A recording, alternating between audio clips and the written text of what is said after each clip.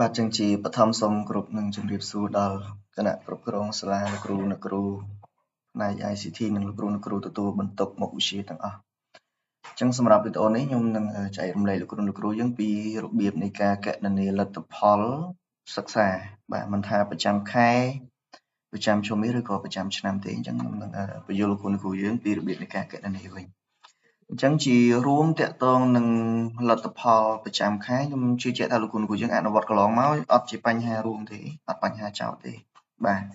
អញ្ចឹងអ្វីដែលជាបញ្ហាចោតគឺនៅលើមធ្យមភាគប្រចាំឈុំមាសមិនថាឈុំមាសទី1មិនថាឈុំមាសទី2ឬក៏ប្រចាំឆ្នាំទេបាទអញ្ចឹងយើងនឹងទៅលើកចំណុចទាំងអស់ហ្នឹងឡើងវិញជាការរំលឹកជូនលោកគ្រូយើងបាទអញ្ចឹងយើងនិយាយពីការគណនាលទ្ធផលប្រចាំខែមុនចុះបាទអញ្ចឹងការតាក់ទងនឹងការគណនាលទ្ធផលទៅលើប្រចាំខែនេះអធ្យាស្រ័យខ្ញុំសូមស្វីបទៅខាងទីបាទទៅខាងចំណេះដឹងទូទៅយើងវាងាយស្រួលនៅក្នុងការបញ្យល់លោកគ្រូបាទ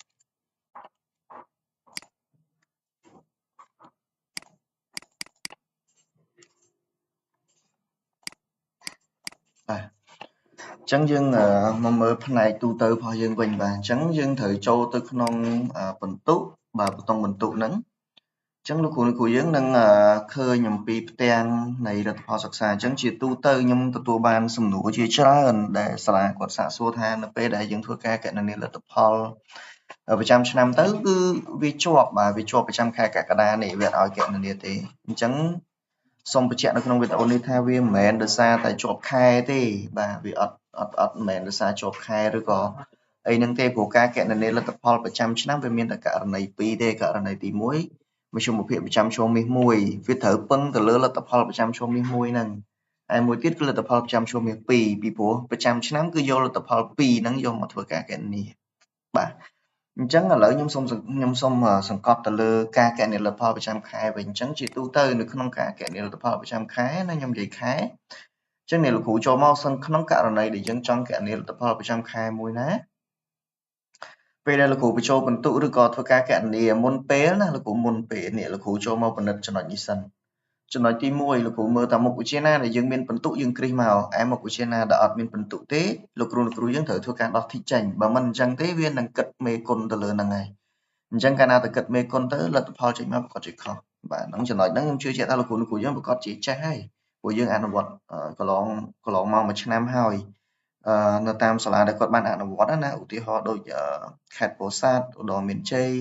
បាទមានខេត្តកំពង់ស្ពឺមានអីផ្សេងទៀតបាទយើងមាន15 16ខេត្តដែលគាត់ដំណើរការហ្នឹងគាត់អូខេហើយអញ្ចឹងខ្ញុំសូមបញ្ជាក់ថាចំពោះសាលាដែលគាត់អត់ទាន់ធ្លាប់ប្រើហើយគាត់ទើបតែចាប់ផ្ដើមប្រើអញ្ចឹងលោកគ្រូត្រូវដឹងថាពេលដែលយើងចូលមកគណនាលទ្ធផលប្រចាំខែនេះបាទលោកគ្រូត្រូវធ្វើការមើលលើមុខវិជ្ជាដែរអញ្ចឹងសូមចាំថាក្នុងករណីដែលសាលាយើងមានបន្ទុកឧទាហរណ៍ថាមាន10មុខអញ្ចឹងលោកគ្រូធីកតែ10មុខនឹងយកមកបញ្ចូលមកបានហើយបាទធីកតែ10មុខបានហើយអញ្ចឹងបើសិនក្នុងករណីដែលមុខវិជ្ជាណាដែលយើងអត់ប្រើទេអត់មានបន្ទុកទេនៅក្នុងខែហ្នឹងលោកគ្រូដោះធីកចេញបាទដោះ select ចេះបាទកន្លែងធីកហ្នឹងលោកគ្រូដោះដូចខ្ញុំចុចចឹងមកបាទរួចហើយ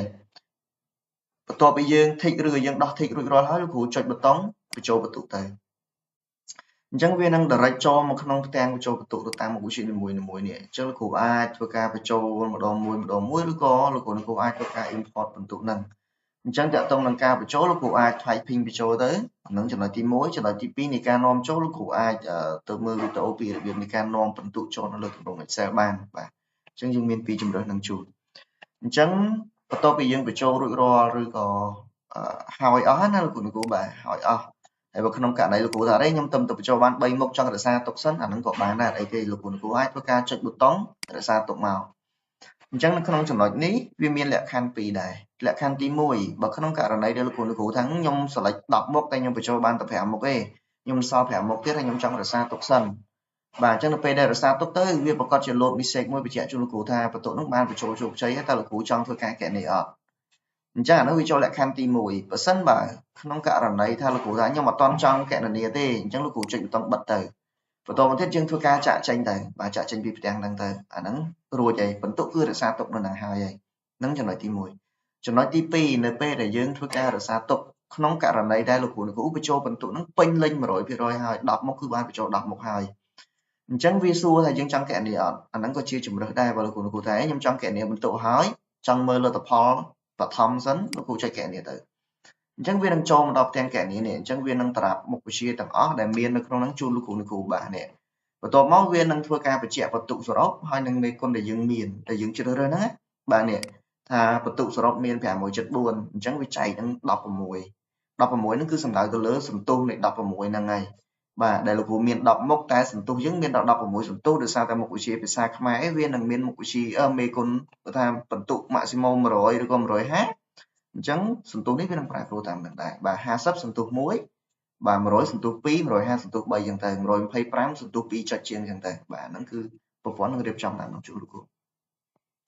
បន្ទាប់មកយើងនឹងឃើញទៅលើមធ្យមភាគបាទដែលបន្ទាប់ពីការចែកហើយណាលោកគ្រូអញ្ចឹងនឹងឃើញមានចំណាត់ថ្នាក់និងនីតិរបស់ពួកគាត់អញ្ចឹងនៅកន្លែងនេះយើងអាចសតចំណាត់ថ្នាក់សតអីយើងអាចមើលពីជាព័ត៌មានបឋមបានបាទអាហ្នឹងរបៀបនៃការកណនីលទ្ធផលប្រចាំខែបាទយើងមានណាលោកគ្រូខ្ញុំបញ្ជាក់ចំណុចបន្ទាប់មួយទៀតគឺនិយាយអំពីការកណនីលទ្ធផលប្រចាំឆ្នាំនេះវិញអញ្ចឹងចំពោះការកណនីលទ្ធផលប្រចាំឆ្នាំនេះដូចគ្នាដែរពេលដែលលោកគ្រូមកជ្រើសរើសការកណនីលទ្ធផលប្រចាំឆ្នាំនេះលោកគ្រូត្រូវដឹងខ្លួនឯងថាតើយើងចង់កណនីលទ្ធផលប្រមាណខែសម្រាប់ឆ្នាំនេះហ្នឹងអញ្ចឹងខ្ញុំឧទាហរណ៍ថ្នាក់មួយថាថ្នាក់ទី8ចុះបាទអញ្ចឹងសម្រាប់ថ្នាក់ទី8ខ្ញុំមានបន្ទុកពី start ពីចាប់ដើមរហូតមកដល់ប្រឡងឆ្នាំនេះទី1ឧទាហរណ៍ណានេះព្រោះខ្ញុំយកចំណាត់ថ្នាក់ប្រចាំឆ្នាំនេះទី1វាស្មើនឹងមធ្យមភាពប្រចាំឆ្នាំនេះទី1ដែរអញ្ចឹងការកណនីនេះគឺខ្ញុំកណនីលទ្ធផលប្រចាំឆ្នាំនេះទី1អញ្ចឹងខ្ញុំមានច្រើនខែប៉ុន្តែជាទូទៅការអនុវត្តផលគ្រូអ្នកគ្រូយើងនៅតាមបណ្ដាសាលាទាំងអស់មិនមែនយកខែទាំងអស់យកមកបូកសរុបទេយើងយកយ៉ាងច្រើន2ឬក៏3ខែដើម្បីមកធ្វើការកណនីលទ្ធផលប្រចាំឆ្នាំនេះមួយអញ្ចឹងលោកគ្រូត្រូវដឹងថាតើយើង select មុខវិជ្ជាមួយណាយើងចង់បានមុខវិជ្ជាណាខ្លះដើម្បីយកមកធ្វើការកណនីលទ្ធផលប្រចាំឆ្នាំនេះអញ្ចឹងឧទាហរណ៍ថាឥឡូវខ្ញុំចង់បានតែ3ខែទេអញ្ចឹង3ខែគឺខ្ញុំចង់បានលទ្ធផលប្រចាំខែកុម្ភៈបាទប្រចាំខែធ្នូសំទោសកុម្ភៈខ្ញុំយកមិនិនាមួយមកខ្ញុំយកមករាមួយបាទអញ្ចឹងខ្ញុំបាន3ខែណាអញ្ចឹងបូករួមនឹងមួយទៀតគឺលទ្ធផលនៃការប្រឡងឆ្នាំនេះអញ្ចឹងខ្ញុំយក3បូកជាមួយនឹងប្រឡងឆ្នាំនេះមួយទៀតអញ្ចឹង4វាស្មើនឹងបូក3ខែសរុបចូលគ្នាចែកនឹង3ចេញលទ្ធផលយកមកបូកជាមួយនឹងប្រឡងឆ្នាំនេះមួយទៀតចែកនឹង2ចេញជាលទ្ធផលប្រចាំឆ្នាំនេះបាទអញ្ចឹងយើងយកធ្វើការកណនីមកអញ្ចឹងនៅពេលដែលយើងធ្វើការកណនីនេះលោកគ្រូឃើញមានខែច្រើននេះអញ្ចឹងយើងត្រូវធ្វើការចុចកណនីឡើងវិញដើម្បីយើងបញ្ជាក់ថាចំណុចហ្នឹងគឺយើងបានធ្វើការ select 3ខែបូកនឹងការប្រឡងមួយខែគឺឡើង4បាទអញ្ចឹងយើងមកមើលជាក់ស្ដែងថាតើវាត្រឹមត្រូវមែនអត់នេះលោកគ្រូឃើញទេមករាកុម្ភៈមិនិនាបូកនឹងការប្រឡងចេញជាមធ្យមភាពនេះគឺមធ្យមភាពក្រោយពីយើងធ្វើការបូក2តង់រួចហើយមានន័យថាខែបូកចូលគ្នាចែកហើយឃើញលទ្ធផលយកមកបូកនឹងការប្រឡងចែកនឹង2ទៀតបានឃើញលទ្ធផលប្រចាំឆ្នាំនេះអញ្ចឹងមធ្យមភាពនេះគឺមធ្យមភាពប្រចាំឆ្នាំនេះហើយបាទអញ្ចឹងចំណាត់ថ្នាក់ក៏ជាចំណាត់ថ្នាក់ប្រចាំឆ្នាំនេះដែរបាទអញ្ចឹងយើងធ្វើការចេញផ្សាយទៅបាទអញ្ចឹងចេញផ្សាយទៅរួចរាល់អញ្ចឹងយើងបានបាទលទ្ធផលប្រចាំឆ្នាំនេះមួយហើយអញ្ចឹងចំពោះករណីប្រចាំឆ្នាំនេះ2យើងធ្វើដូចគ្នាអញ្ចឹងប៉ុន្តែមិនមែនមានន័យថាយើងទៅ select យកលទ្ធផលពីខែឆ្នាំនេះមួយមកណាអត់ទេបាទអញ្ចឹងខ្ញុំនឹងឧទាហរណ៍ជូនបាទយើងយកចំណាត់ថ្នាក់ប្រចាំឆ្នាំនេះទី2ហើយបន្ទាប់មកទៀតយើង select ថ្នាក់ណាក៏បានដែរដែលយើងចង់យកបាទអញ្ចឹងឧទាហរណ៍ថាឥឡូវខ្ញុំយកថ្នាក់ទី8ក៏បានដែរនេះទី8ខ្ញុំមានតែ2ខែទេបាទជាមួយនឹងខែមិថុនាអញ្ចឹងទាំងអស់នេះវាសុទ្ធតែជាលទ្ធផលនៃការរងចាំអញ្ចឹងឧទាហរណ៍ថាបើខ្ញុំ select ក៏អត់បានដែរដោយសារតែខែមួយហ្នឹងគឺខ្ញុំបានធ្វើការកណនីហើយប៉ុន្តែអត់ទាន់បានចេញផ្សាយលទ្ធផលទេអញ្ចឹងដើម្បីយើងអាចទៅ select ប្រឡងឆ្នាំនេះទី2ហ្នឹងបានលោកគ្រូត្រូវមកធ្វើការជ្រើសរើសលទ្ធផលប្រឡងសិនបាននេះប្រឡងឆ្នាំនេះទី2នេះដោយសារឃើញលោកគ្រូឃើញវារងចាំដោយសារតែខ្ញុំអត់មានបន្ទុកទេអញ្ចឹងឥឡូវខ្ញុំឧទាហរណ៍ឆ្នាំថ្នាក់ទី7ជូនលោកគ្រូមើលវិញបាទនេះលោកគ្រូឃើញអញ្ចឹងបើយើងមកធៀបជាមួយនឹងលទ្ធផលប្រចាំឆ្នាំនេះទី2នេះនៅក្នុងថ្នាក់ទី7វិញបាទគឺវាពេញលេញជាងឧទាហរណ៍ពេញលេញដោយសារតែអាហ្នឹងយើងធ្វើដែរណាលោកគ្រូបាទនេះបាទលោកគ្រូឃើញខ្ញុំមានលទ្ធផលខ្ញុំបានចេញផ្សាយហើយអញ្ចឹងនៅពេលដែលខ្ញុំជ្រើសរើសចំណាត់ថ្នាក់ប្រចាំឆ្នាំនេះទី2ខ្ញុំមាន3ខែខ្ញុំយកខែមេសាឧសភាបូកជាមួយនឹងមិថុនាបូកនឹងការប្រឡងអញ្ចឹងមានន័យថាសម្រាប់ឆ្នាំនេះ2ខ្ញុំយកតែ2ខែទេសម្រាប់ខែ bà khai bột cho cái chạy đừng phí trên chỉ là tập hóa vô một bột cho mình nâng cao của lộn trong này thì phí chạy nâng chạy cái tới dân khơi chỉ là tập hợp trăm năm này bà chẳng nè lấy nhông vô pi khai nước bột cho cái bà ưu tiên họ thay 100 khái nhưng pi khái chẳng bột cho cái chạy đừng phí trên chỉ là tập hóa bột nâng cao của lộn trong biết chạy chỉ là tập hóa trên máu cứ dương khơi chỉ là tập hợp trăm năm chẳng dương cùng oi ấy tập dương từ thôi ca kẻ niệm màu chẳng nhưng trẻ lăng với nhé thầy nhông miên pi khái bột nâng cao của lỏng chẳng làm bậy nè ok chẳng nhông miên mê sao ở phía bột chỗ này máu khi là tập hóa bột cho môi nâng cao của lỏng chạy nâng pi tiết tranh chỉ là tập hóa trăm cho mấy thị pi và chẳng dương thôi ca kẻ này làm bình tới chẳng tô pi của nó dương thôi ca kẻ này làm vinh rồi rồi hỏi anh ấy nhông vậy thay dương kẻ này rồi đó nó tránh sai hỏi ai bà nè dương tranh chỉ là tập hóa rồi mày phải chạm cho miếng môi của miếng phải chạm cho miếng pi của miếng chẳng dương từng vậy là tập hóa trăm năm vậy chẳng như là tập hóa chẳng là trăm năm bởi cái này này là cụ khơi nhé chẳng là pi để dương select là tập hóa trăm năm sừng tú miếng tập pi đi được xa tay video chẳng là thế nào phải chạm cho miếng mũi nó chẳng là thế nào phải chạm cho miếng pi bộ cho cái chạy những pi chẳng như là tập hóa trăm năm và chẳng dương thịt máu với ca kẻ này tới bà chẳng dưng thử rung trăm tích được sao thử viết thử vô là tập hợp một bộ chốt này nè của ấy chỉ nạp nạp trăm cho miếng muối chỉ nạp trăm cho miếng phí bộ chốt này chạy những phí tranh chỉ lật một trong một phía trăm năm đấy chỉ lật tập hợp một trong một phía trăm năm bà chẳng là cũng tập chặt tới những ai cho ca kẹn này làm bình một đòn tiền bà chẳng có tôi bị kẹn này một đòn tiền hói bà dưng tranh sai vô là tập hợp thành một đòn